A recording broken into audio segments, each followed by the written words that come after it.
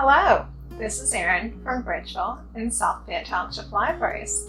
Today I'm going to show you how to make a terracotta scarecrow. Let's see what we'll need for this craft.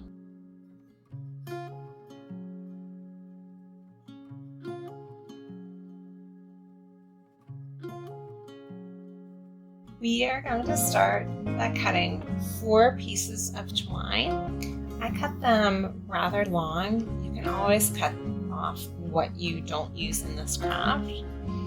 So I've knotted them at the top and then threaded on a somewhat large bead. We'll use the bead in this next step. So I'm going to thread all 4 pieces of twine through the top of one of my larger pots. And so I'll pull that all the way through. And then you can see the bead catches in the hole in the middle of the pot. And what that does is it adds some stability because the twine now can no longer pull through the middle of that pot. So I'm going to set this down. And what I'm going to do next is separate out 2 strands of twine. And I'll pull one to the side here, and then one over to the other side. And these are going to serve as the arms of my scarecrow. And then the 2 in the middle, I'm going to just thread through the bottom of my other larger pot. And this pot here will serve as the body of my scarecrow. So here I have my twine coming through. And the next step, I'm going to actually hot glue or super glue the body to the head of my scarecrow to give it just some extra strength, and then I can move on to the limbs here. Now before I hot glue, I want to make sure that my arms are in a good position, that they're across from one another.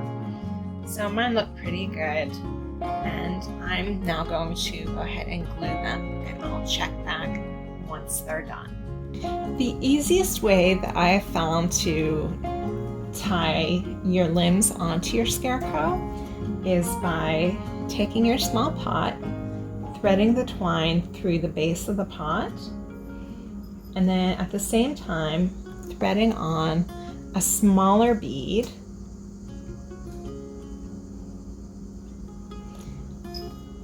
and then going ahead and finding a position that you like of where it looks good for your pot to kind of sit.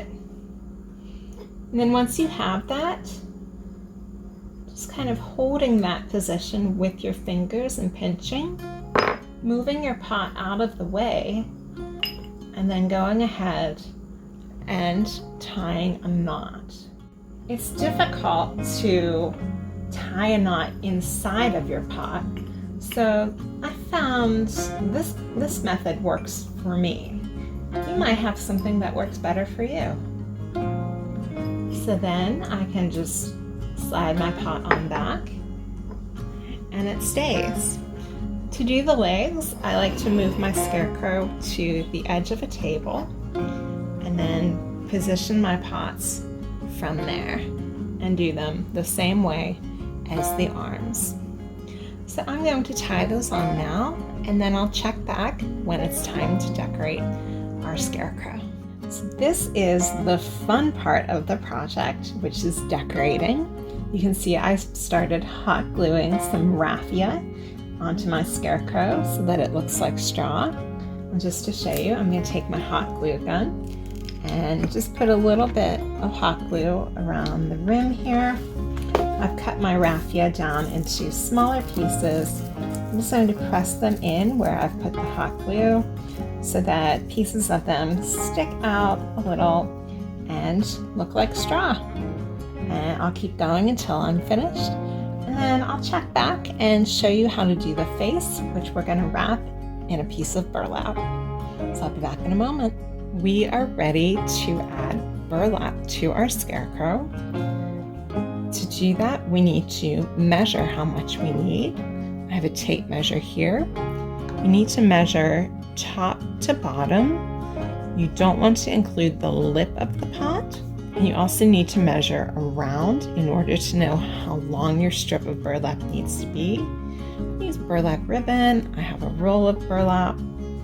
And here I have my strip cut. And when you go to glue it on with your hot glue, you want to make sure the flat part is in the front and your seam is in the back.